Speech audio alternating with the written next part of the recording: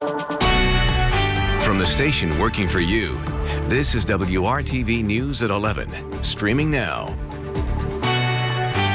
The blast of winter weather continues. Cold temperatures will soon get even colder. Thanks for joining us here at 11. I'm Mark Mullins. And I'm Amanda Starantino. WRTV Chief Meteorologist Kevin Gregory is also watching for another round of snow. Kevin.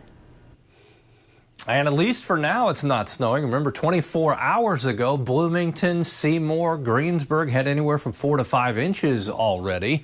As I show you the radar, nothing happening now. The story may change, though, in the morning in the southern portion of the state.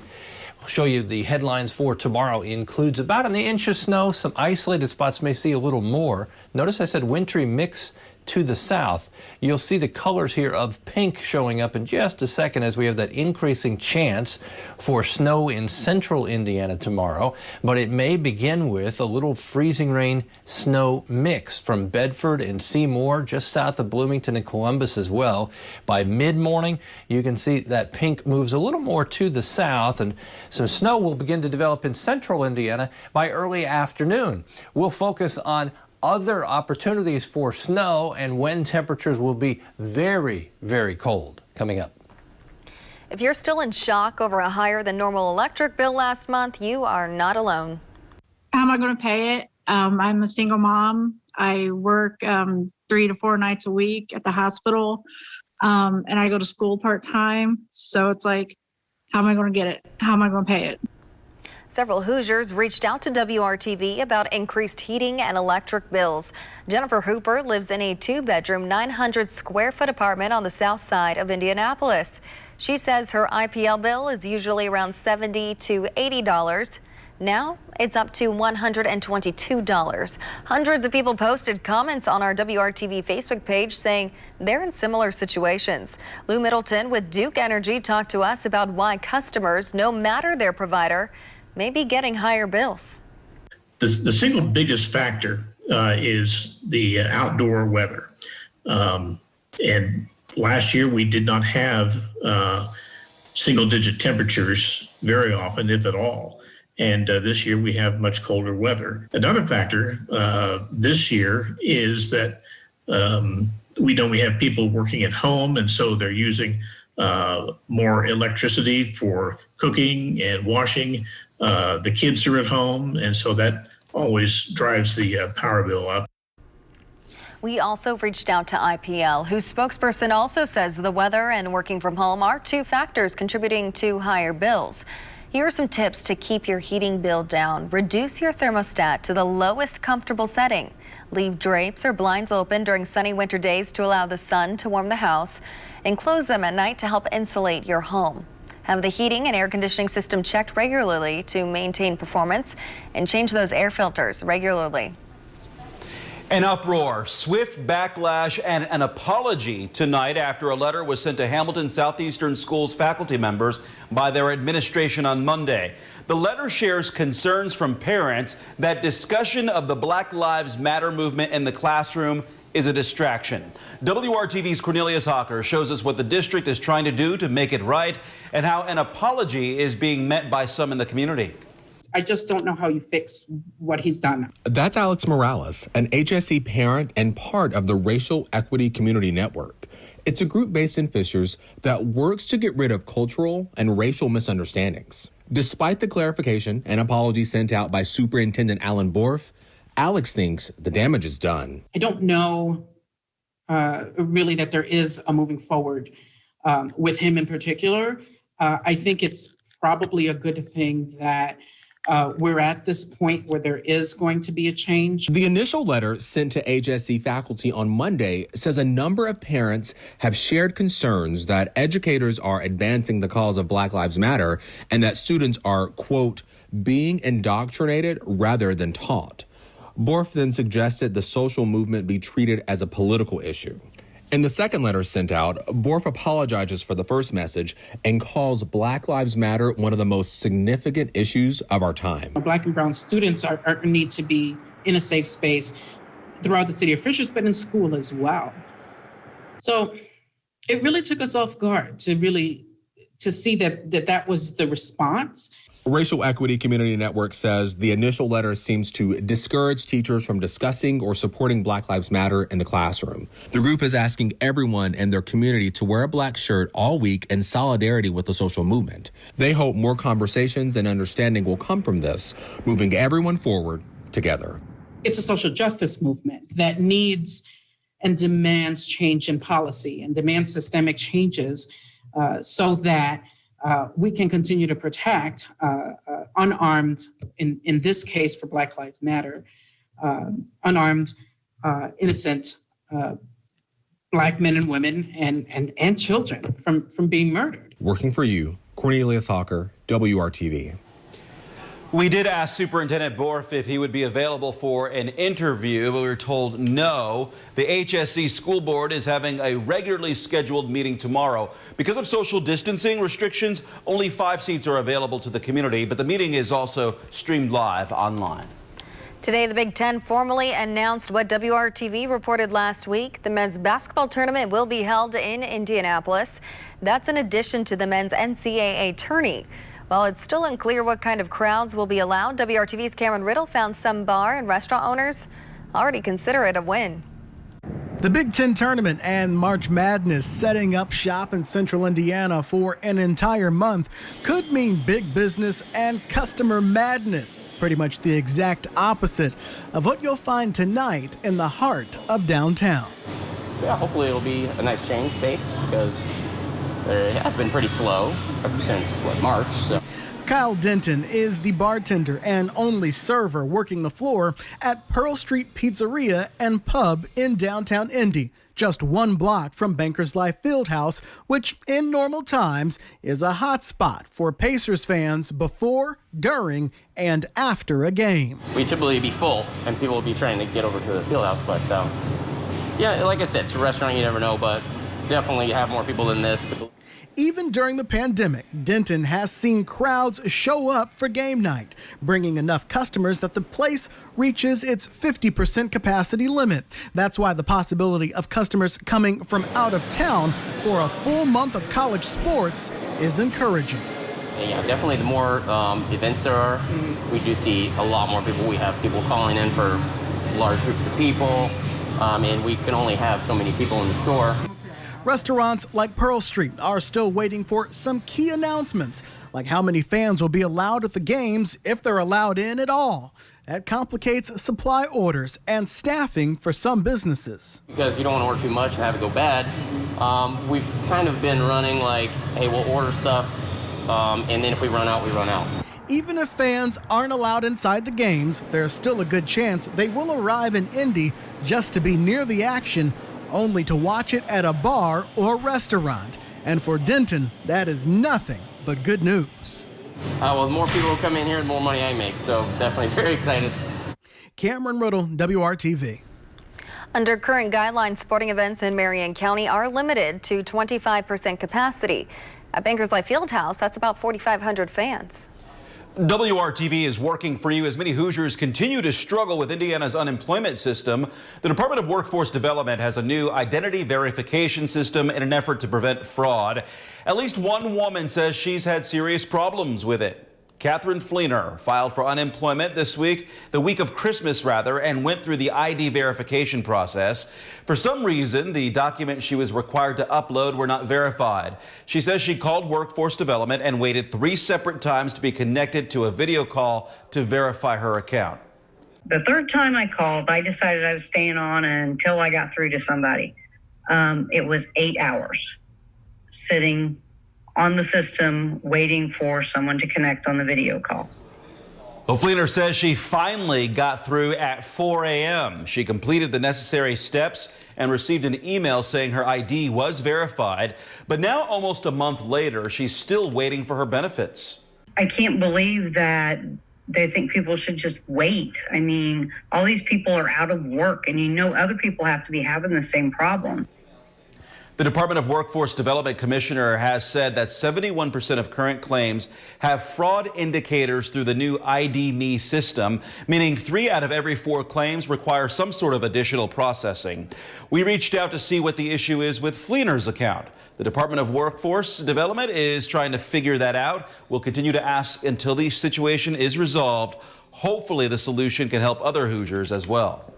A bill to improve workplace accommodations for pregnant women is moving forward in the State House, but supporters are likely not happy. The legislation approved by an Indiana House committee today is a weakened version of the original proposal. House Bill 1309 would not provide accommodations for pregnant women at work, like longer breaks or a temporary transfer to a less hazardous position.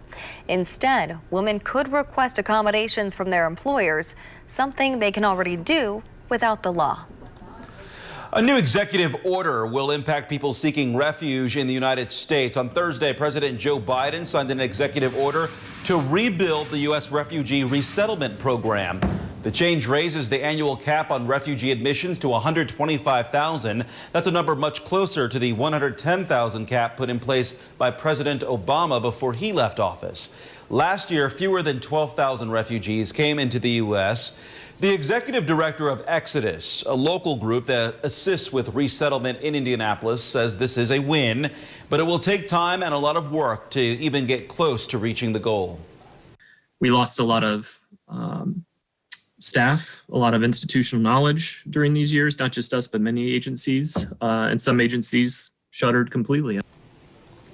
In 2016, Exodus welcomed nearly 950 refugees to Indianapolis, helping them resettle their lives. Last year, they brought in just 175. A proposal to build an Islamic development in Hendricks County has been rejected. Today, commissioners voted 3-0 against the project, which would have been built on land near Ronald Reagan Parkway and Interstate 74 just outside of Brownsburg. County commissioners say the site was not adequate for such a large development. The organization Muslim Advocates condemned the decision, calling it an act of bigotry. You can read much more about this story in the WRTV app. Coming up, what's next in the second impeachment trial of former President Trump, and a look at where the case stands at this hour.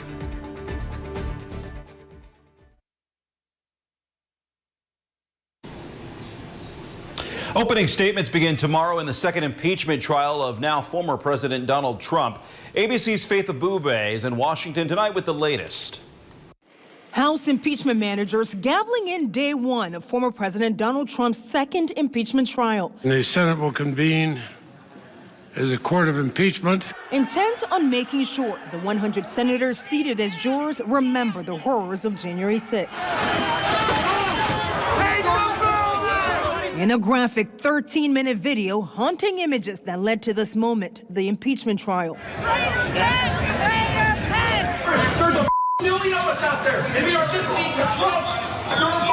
Transporting senators back to that day and laying the groundwork for the Democrats' case that Trump incited the deadly riot. Fight like hell, and if you don't fight like hell, you're not going to have a country anymore. The room quiet and tense as the senators watched. That's a high crime and misdemeanor. If that's not an impeachable offense, then there is no such thing. What our country experienced that day is the framers' worst nightmare come to life. Presidents can't inflame insurrection in their final weeks and then walk away like nothing happened.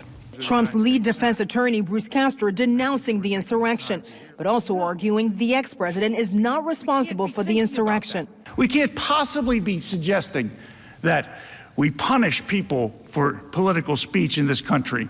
The defense team calling for the entire trial to be dismissed, saying the Senate has no jurisdiction to try a president who is no longer in office. For a great many Americans see this process for exactly what it is: a chance by a group of partisan politicians seeking to eliminate Donald Trump from the American political scene. And in the end, a vote on whether this trial is constitutional. 6 Republicans siding with Democrats that it is. The trial will move forward tomorrow with opening arguments. Faith Abube, ABC News, Capitol Hill.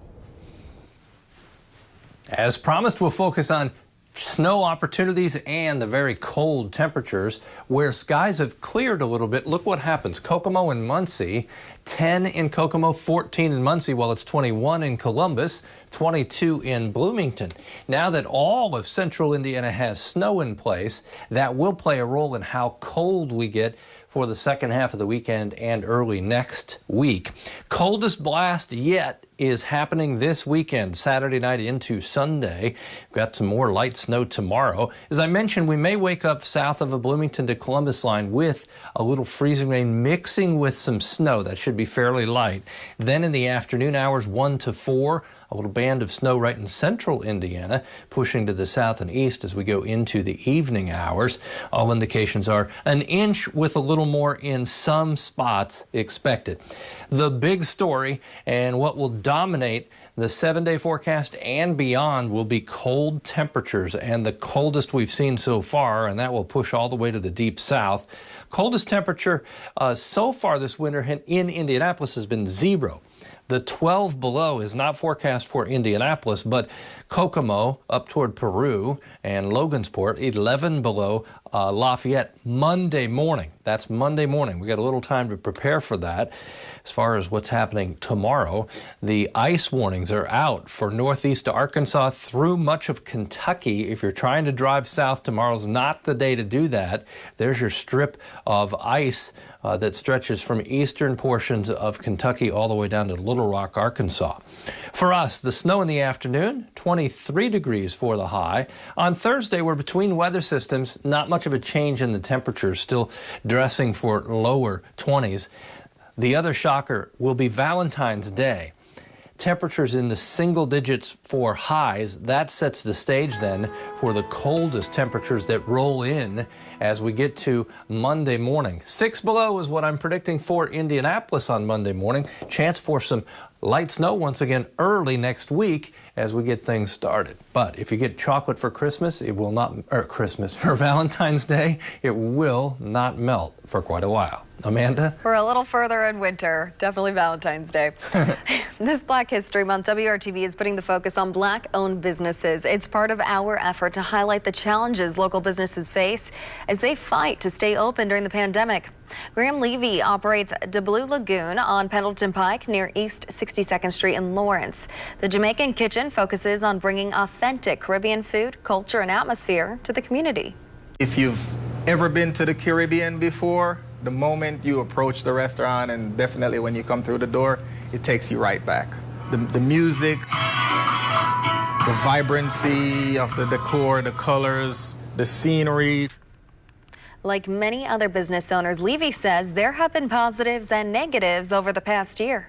Takeout business and delivery business increased dramatically. Of course, the dine-in business took a hit. So that has been one of our focus here as of late. People are still cautious. People are still concerned. So we kind of take it in stride. The restaurant also operates a popular food truck. WRTV is taking a closer look at the historic impact of the Indianapolis highway system on Black and immigrant communities in our area. The Southside neighborhood near South Meridian and I-70 was just one neighborhood ripped apart by the construction of the interstate. It was once a thriving community of mostly Black and Jewish families. Those who lived there say they had everything they needed and the neighborhood was tight-knit. Now it's a shell of its former self. Unfortunately, this story is not unique. Because you took the livelihood from people that were not disturbing. These were working class people. These were not people looking for a handout. Some of them worked at Eli Lilly's. They worked at the post office. They did here. They just weren't homeowners. So that affected our friends. And we hated to see our friends leave. But they had to go. Well, I think we very much take the interstates for granted as a part of our environment. And I think it's really important that we understand that those interstates were built with some very concrete, no pun intended, intentions. And one of those intentions was to actually disrupt and displace Black and immigrant neighborhoods. You can read a much more in-depth story about this painful piece of Indianapolis history on our website at WRTV.com. We'll be right back.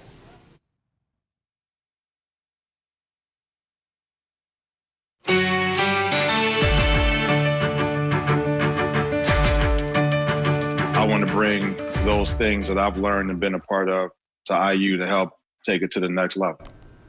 A Super Bowl champion is joining the Indiana University football staff. Today, IU formally introduced Mccullough as associate head coach. He joins the Hoosiers after 3 years with the Kansas City Chiefs. This is McCullough's second stint with Indiana. He served as the running backs coach from 2011 to 2016. Everything just fit for me, just Coach Allen, the program, the direction that it's headed in. And I just said, man, I just felt it in my spirit that I wanted to be part of the next step that IU football takes. It's a great fit, because I knew him, I've coached with him. Football part aside, I mean, that to me is a given. He's obviously a great football coach, but me, I'm big on it's the fit with the whole staff, and that's what I care about, and that's what I knew because I've been with him. During McCullough's tenure as IU's running backs coach, the Hoosiers set 19 program rushing records. The official cause of the helicopter crash that killed Kobe Bryant, his daughter, and 7 others is not likely to bring peace to the victims' families.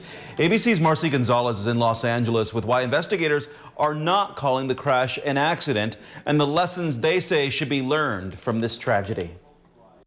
After more than a year of questions about what caused the helicopter crash that killed NBA icon Kobe Bryant, his daughter Gianna, and 7 others, the NTSB revealing its answers, explaining the pilot violated federal safety standards and didn't follow his training. An accident is something that is unforeseen, unpredictable, if you will.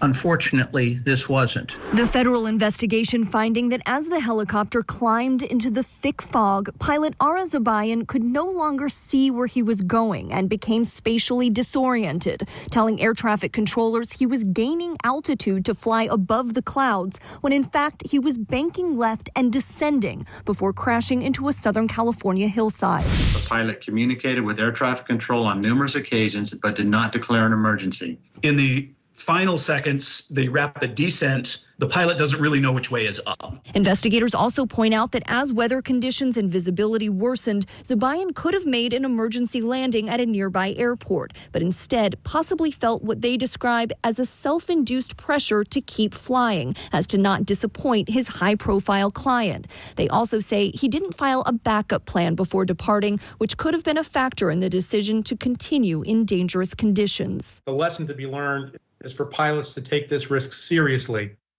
After hearing the NTSB's findings, some lawmakers are again calling for new safety regulations requiring that all helicopters be equipped with flight recorders and systems that would warn pilots if they're in danger of crashing. Marcy Gonzalez, ABC News, Los Angeles.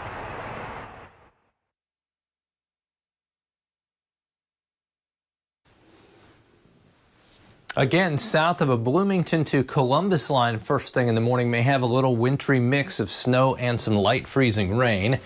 Snow becomes the dominant feature as we go into the afternoon hours in central Indiana. Should be light snow, around an inch or so of accumulation. Temperatures much colder to end the work week and go into the weekend. Amanda? Now it looks like a very cold Valentine's Day. Thanks for joining us.